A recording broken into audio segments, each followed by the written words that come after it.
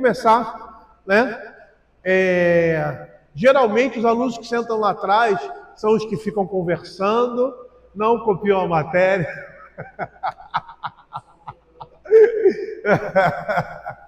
Ficam usando o celular, não pode.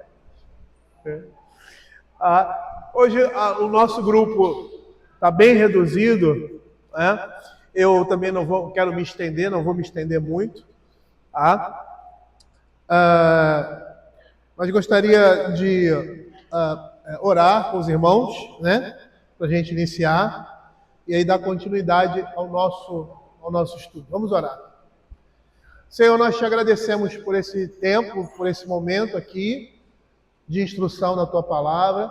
Te pedimos, ó Pai, que o Senhor esteja falando ao nosso coração, nos instruindo, Senhor Deus, para que possamos conhecer, ó Pai, mais a tua vontade, Senhor Deus, cada dia mais, ó Senhor, nos aproximar de ti por meio da tua lei, por meio da tua palavra. É o que nós pedimos em nome de Jesus. Amém.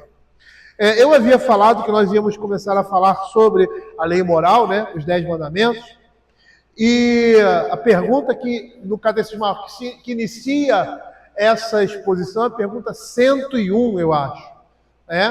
Mas toda vez que eu dou esse estudo, eu dou essa parte introdutória, dar uma visão geral da lei, para depois nós irmos profundamente, né, ali falarmos sobre cada mandamento. E a pergunta em que esse resumão, vamos dizer assim, explicativo está bastante presente na pergunta 93, o que é a lei de Deus, o que é a lei moral, né? A lei moral é a declaração da vontade de Deus à raça humana, dirigindo e obrigando a toda a sua obediência pessoal, perfeita e perpétua, no íntimo e na disposição de todo ser, alma e corpo, e no cumprimento de todas aquelas obrigações de santidade e retidão devidas a Deus e ao homem, prometendo vida, se cumprida e ameaçando de morte, se quebrado. Então nós vimos na aula anterior, vou pegar aqui, nós vimos na aula anterior que a lei de Deus ela exige obediência, que ela é uma revelação da vontade de Deus, né? Então se ela exige obediência, todo homem deve se submeter a ela, todo homem indistintamente. Que a lei exige uma obediência total e perfeita, e fechando isso aí, de uma maneira bem sucinta, que ela vai prometer vida pelo cumprimento da sua lei e morte ao castigo decorrente da quebra da lei de Deus. É uma consequência clara, né? Se Deus exige obediência, essa obediência à sua lei é a sua vontade revelada, que todo homem deve se submeter a ela, né? E essa obediência deve ser perfeita e total, e que, pelo cumprimento dela, a vida e pela quebra dela, né, o castigo de morte. Nós vemos isso mais precisamente em Romanos capítulo 10, abra aí, Romanos capítulo 10, verso 5, e Gálatas 3, 17 a 19. Então quem abrir aí em Gálatas, ou abrir aqui em Romanos, pode abrir e a gente vai ler. Romanos 10, 5. Veja o que a Escritura vai dizer. Ora, Moisés escreveu que o homem que praticar a justiça decorrente da lei viverá por ela. E em Gálatas, capítulo 3, verso 17 a 19, a Escritura diz assim: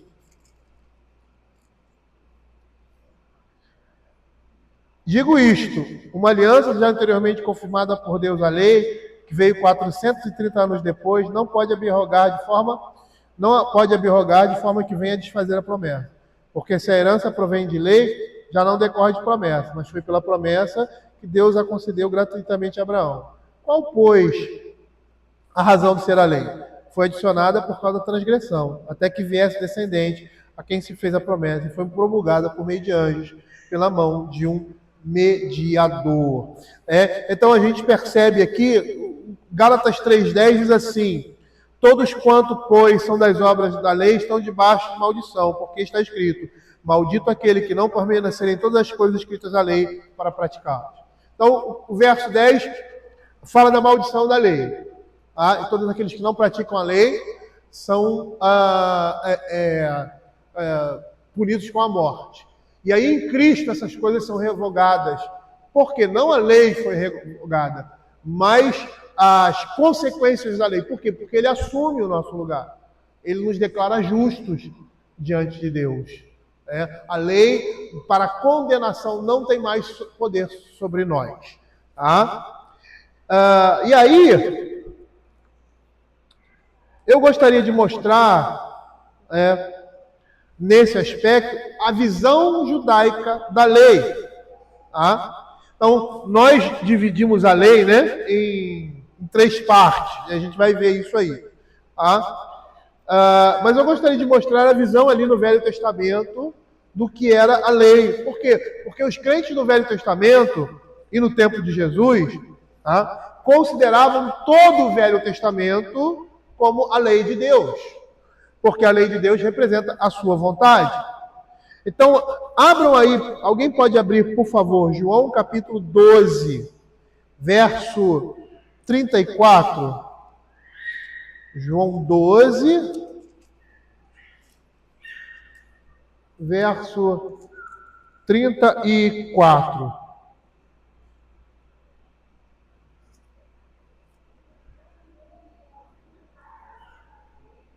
Eu vou ler então. Replicou-lhe, pois, a multidão: nós temos ouvido da lei que o Cristo permanece para sempre. E como dizes tu ser necessário que o Filho do Homem seja levantado? Quem é esse Filho do Homem? Se nós pegarmos lá o Salmo 110, verso 4,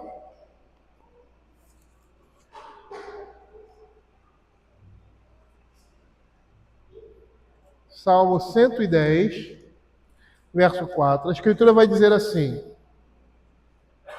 o Senhor jurou, não se arrependerá, tu és sacerdote para sempre, segundo a ordem de Melquisedeque. Veja aquilo que Deus determinou no Velho Testamento, permanece eternamente. Veja que lá em João capítulo 12, verso 34, ele fala dessa permanência da lei, Então, e dessa abrangência que a lei tem.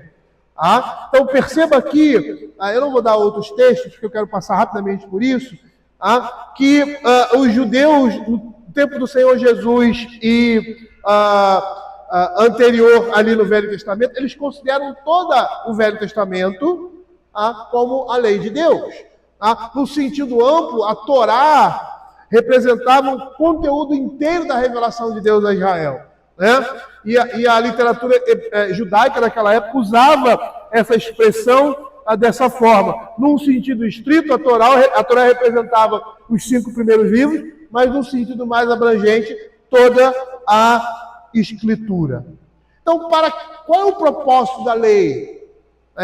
Qual é a finalidade da lei que nós vemos aqui no Novo Testamento? Se você abrir Romanos capítulo 3, verso 20, Romanos capítulo 3, verso 20,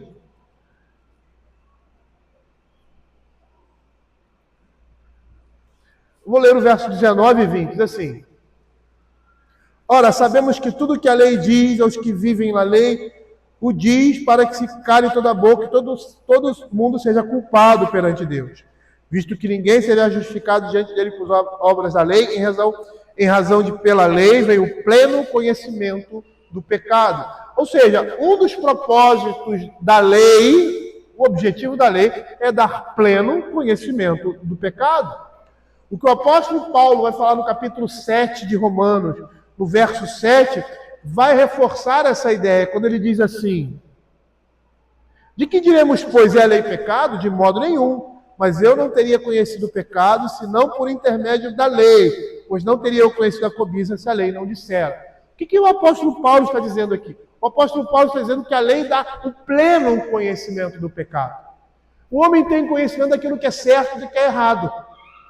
Isso está gravado na sua consciência, como diz Romanos capítulo 2, verso 14 e 15, quando ele vai dizer que quando o homem age em conformidade com a lei, não tendo lei para si mesmo, ele mostra a lei de Deus gravada no seu coração. A sua consciência o acusa daquilo que é correto, daquilo que é errado. Então a lei, ela explicita, ela deixa claro o que é o pecado. Então percebam que essa é uma das funções da lei, dar pleno conhecimento do pecado. É mais ou menos assim, eu sei que está errado. Geralmente a gente fala assim, eu sei que está errado, aí você faz aquilo. Por quê? Porque é uma coisa assim, meio, não é bom fazer, mas a gente pode fazer, né? Esse é o entendimento do homem sem o conhecimento da lei. Mas a lei, ela deixa clara, ela dá esse pleno entendimento e conhecimento que aquilo é errado, é pecado, é transgressão da lei de Deus. E mostra com isso a nossa dependência dele.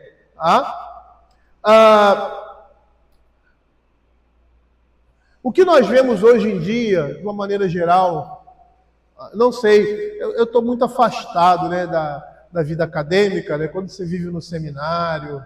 Esse dia eu estava conversando com um pastor, fui pregar numa igreja presbiteriana, esse final de semana, né, e aí estava conversando com um pastor, e ele é professor de seminário, né, aí ele falando um monte de coisa lá, né, algumas eu lembrava na época de seminário, outras coisas novas e tal, né, sempre surge, né? Nova assim, né? É uma roupagem diferente, mas de novo não tem nada. Aí eu estava falando, não, eu desconheço. Mas ele veio me perguntar como era, por exemplo, aqui, ou na nossa igreja, ou aqui no Rio, essa questão de arminiano e calvinista. E aí ele falando, né? Não, são nossos irmãos e tal, tem muita gente que rechaça, né, e tal, aquela coisa, são arminianos e tal, não são crentes, não, são nossos irmãos e tal. Ele estava falando assim para mim, eu falei para ele, cara, olha, eu vou ser sincero com você, esse tipo de discussão, no meu lugar, não tem na igreja. Eu prego, falo sobre isso, né, quando a gente prega e tal, às vezes na escola dominical, mas a gente não tem esse tipo de discussão, assim, eu não vejo muito, eu não estou no ambiente acadêmico. O ambiente acadêmico você vê, porque aí você ouve essas teorias, essas coisas, você estuda isso, e você está mais ligado a igrejas, o que está acontecendo no mundo evangélico. É como na academia, você está na faculdade, aí você se forma, aí você sai lá da academia, tem algumas discussões que você não vê mais, você está trabalhando lá na sua profissão, exercendo aquilo que você aprendeu a fazer, tem determinadas coisas que você não ficaram na academia, fica na discussão e tal, aquele ambiente filosófico, aquela coisa toda. É muito semelhante, né, com essa questão. Então eu estava falando, cara, eu não vejo isso, eu não vejo esse tipo de discussão. Nem entro na internet para isso, né, porque a internet tem muitas essas discussões. Não vejo muito esse tipo de coisa. E por que eu estou falando isso? Porque na mentalidade, de uma maneira geral, do evangelicalismo, as pessoas desconsideram o Velho Testamento.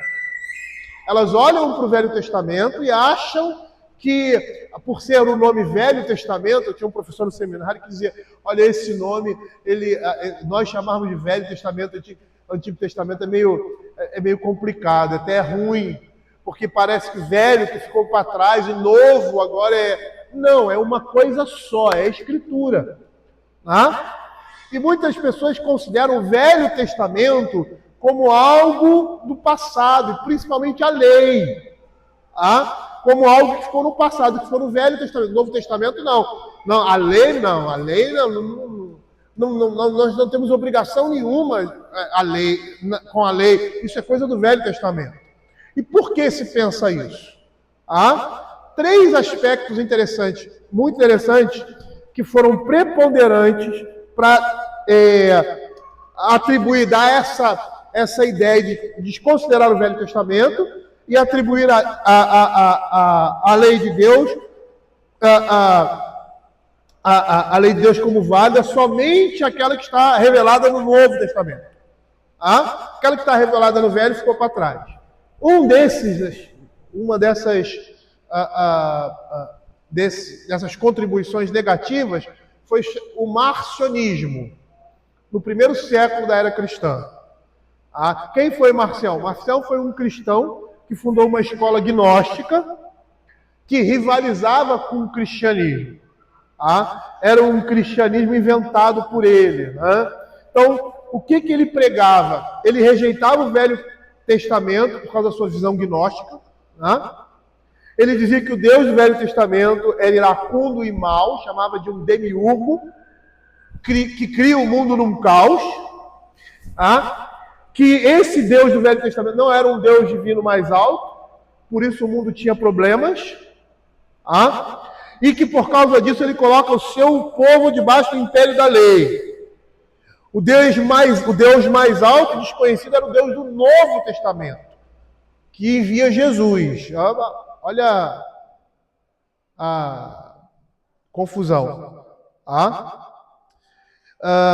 E ele rejeitava, totalmente o Antigo Testamento como impróprio para os tempos e os usos cristãos. Então, para ele, o cristianismo era uma revelação totalmente independente de tudo do judaísmo, e o cristianismo não veio cumprir como uma continuidade do judaísmo, mas substituir totalmente esse judaísmo. Então, o Deus mais alto do Novo Testamento envia seu Filho para redimir o homem.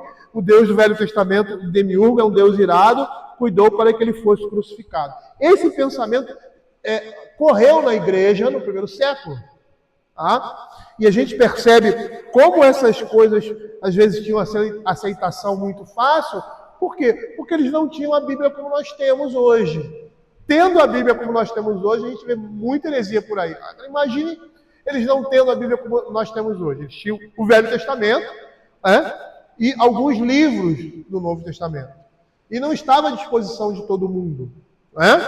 Então, a segunda contribuição negativa para essa rejeição foi uma visão hegeliana da história. Quem é Hegel? Hegel é um teólogo e filósofo alemão do século XVIII, que dizia que a história se dava em processo de transformação por antagonismo. Ou seja, eu tinha a tese, a antítese e a síntese.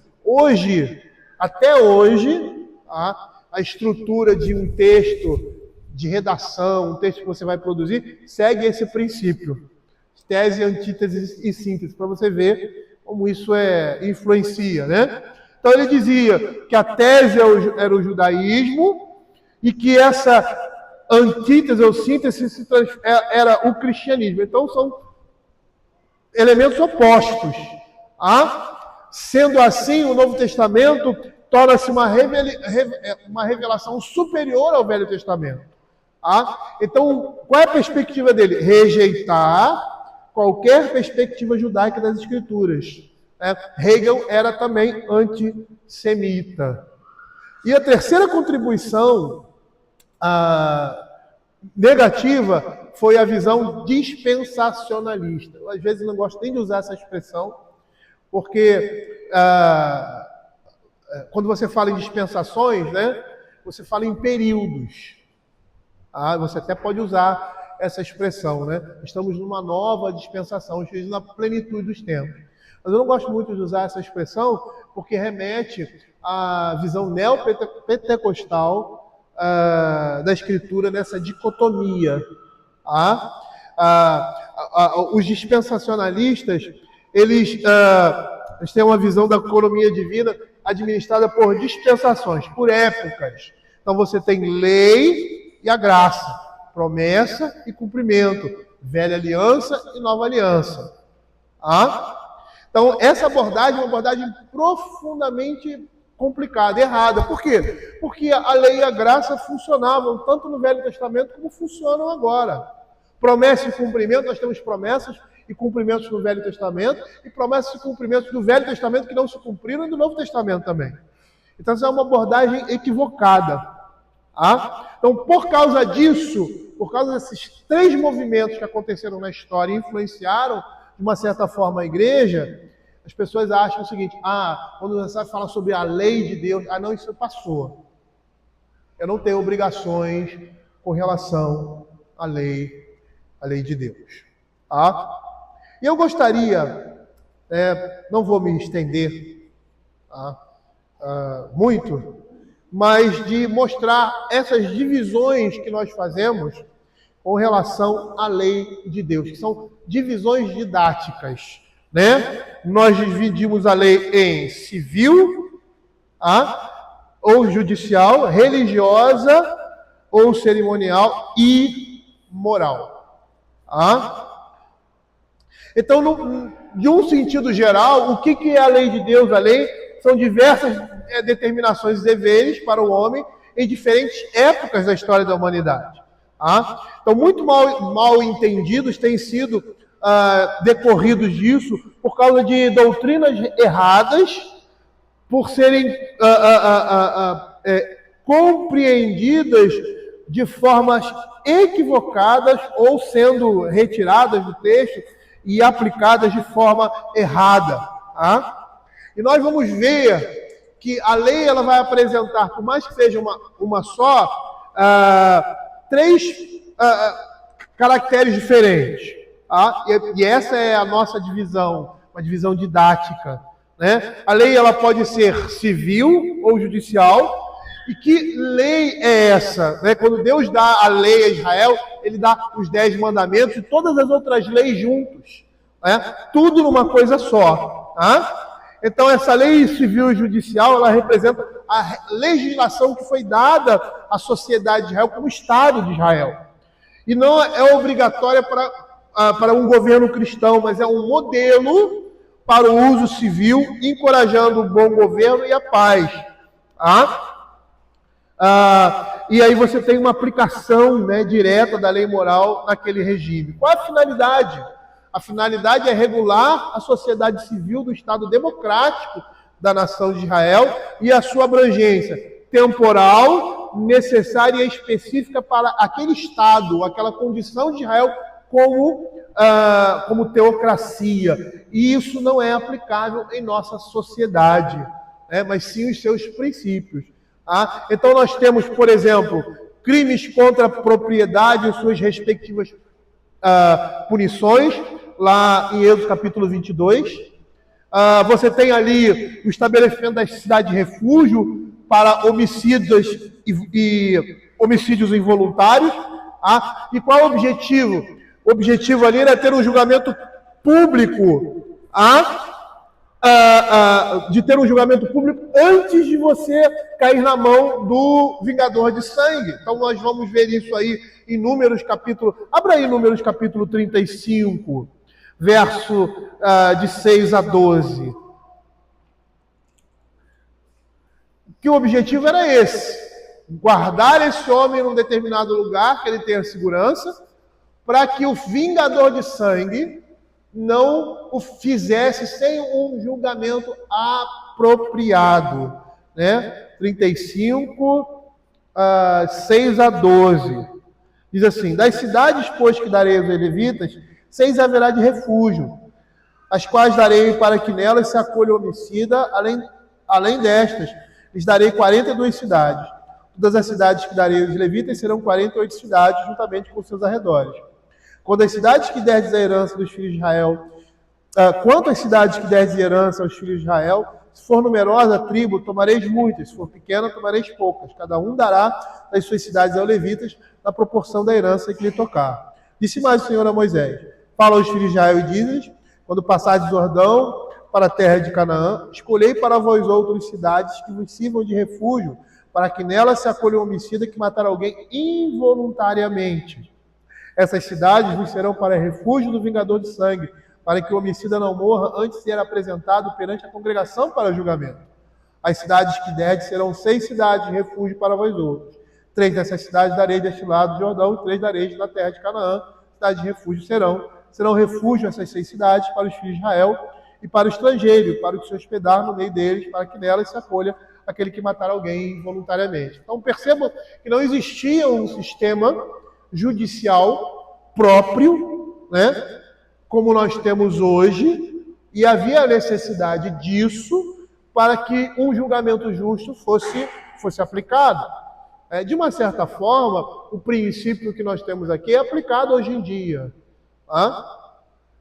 Muitas vezes de forma errada, mas é aplicado hoje em dia. Quando você prende alguma pessoa, né, temporariamente, ou para que aquela pessoa possa se fazer uma, como se diz, uma investigação, né? Aí tem um habeas corpus, né?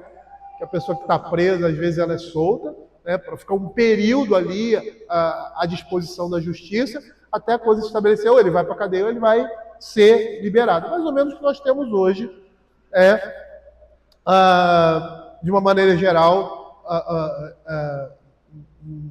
no aspecto judicial. Aí você tem um outro aspecto da lei, que era a lei religiosa ou cerimonial, que representava a legislação levítica ali do Velho Testamento, que dirigia o judeu para a fé no Messias prometido. Então, essa lei, hoje, ela está cumprida em Cristo.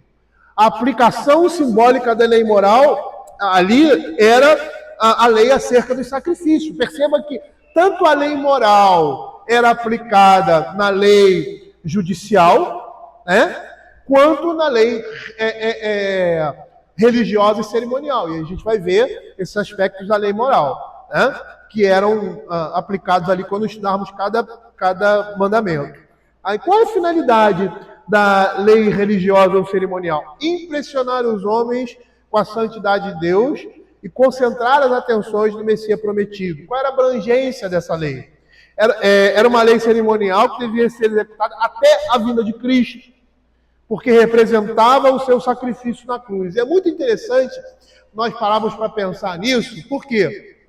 Porque quando o Senhor Jesus morre, o véu do templo é rasgado. Tá? E quando esse véu é rasgado e o Santo dos Santos é aberto, o que ele está dizendo ali? O Santo dos Santos era a presença de Deus. Quem é que entrava na presença de Deus no Velho Testamento? O sacerdote. Alguns sacerdotes. Você tinha a linhagem sacerdotal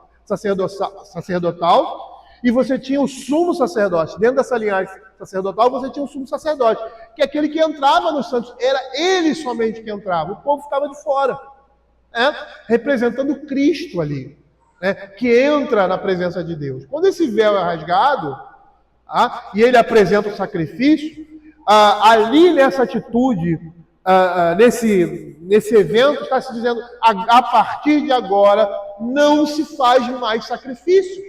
Por quê? Porque o Cordeiro Pascal foi entregue e todos esses sacrifícios foram completados em Cristo Jesus. Não há mais necessidade de Santo dos Santos, não há mais necessidade da mesa da propiciação, não há mais necessidade do sacrifício, não há mais necessidade disso.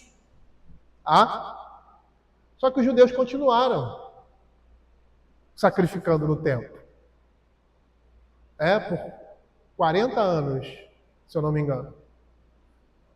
E aí, quando veio a destruição de Jerusalém, eles foram proibidos pela sua própria lei, pela própria lei de Deus, de oferecer os sacrifícios, de cultuar como cultuavam no Velho Testamento.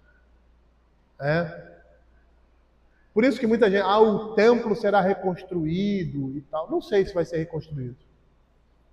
Eu acho que não. Por quê? Porque foi uma maneira cabal de Deus dizer fisicamente ao povo de Israel, e era o povo da aliança, que os sacrifícios terminaram. Eles não reconhecem isso em Cristo.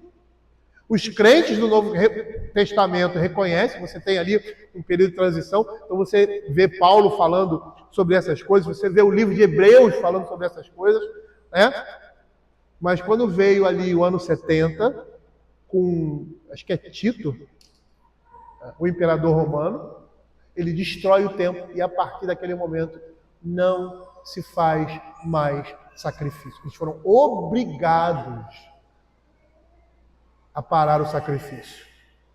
Porque, segundo a lei deles, o templo era o único lugar que poderia haver os sacrifícios. Por isso que no Velho Testamento você vê assim, e ainda sacrificavam nos altos, e aquele sacrifício que eles faziam nos altos era juízo sobre eles. E não era somente sacrifício pagão, não. Não era somente sacrifício pagão. Veja Jeroboão, que faz um sincretismo religioso aí, voltando lá no Velho Testamento, voltando lá no tempo de Moisés, e ergue um bezerro de ouro. Então veja que a lei cerimonial, ela se encerra ali com a plenitude dos tempos, ou seja, com a morte e a ressurreição do Senhor Jesus. E o outro aspecto da lei, que permanece e que fundamentava também as outras duas, ou seja, a lei judicial, e a lei cerimonial, que é a lei moral. E que lei é essa? Que representa a vontade de Deus para com o homem no que diz respeito ao seu comportamento e deveres principais. É permanente e aplicado a todos os cristãos, a todos os homens, A finalidade da lei moral, deixar bem claro ao homem seus deveres, revelando obrigações e auxiliando a discernir do bem e do mal. Abrangência, aplicável em todas as épocas e ocasiões, porque Deus nunca aboliu esse aspecto da lei. Pelo contrário, a Escritura nos ensina a respeito do nosso Criador e semelhante e nos revela esse caráter da santidade de Deus, bem como a pecaminosidade do homem, mostrando por meio da lei aquilo que nós, como homens, em especial nós crentes, devemos honrá-lo por meio dessa lei. E aí, Deus resume a sua lei moral, apresentando-a formalmente e registrando-a de maneira sucinta e objetiva, para benefício nosso, no Decálogo. Então, o que nós temos ali é um resumo da lei. E essa lei, que é a lei moral de Deus, ela permanece. E ela é o caminho que nós devemos andar. Então, queridos, eu dei aí uma visão geral. Eu tinha algumas coisas mais a dizer, mas eu acho que isso já é o suficiente. E nos nossos próximos encontros, quando eu estiver dando aula de escola dominical, nós começaremos a falar especificamente dos 10 mandamentos, começando com o primeiro mandamento, é não ter outros deuses além do Senhor. Alguém quer fazer uma pergunta? Joia. Então vamos orar, a gente encerrar a nossa escola dominical. Senhor, nós queremos te agradecer, ó Pai, por esse momento, pedir que se aquilo que ouvimos aqui possa ser, ó Pai, guardado em nossos corações e que possamos, ó Senhor Deus, nos dedicar, ó Senhor, à leitura, ao conhecimento da Tua palavra, Pai, porque isso é de importância vital para as nossas vidas. É o que nós pedimos em nome de Jesus. Amém.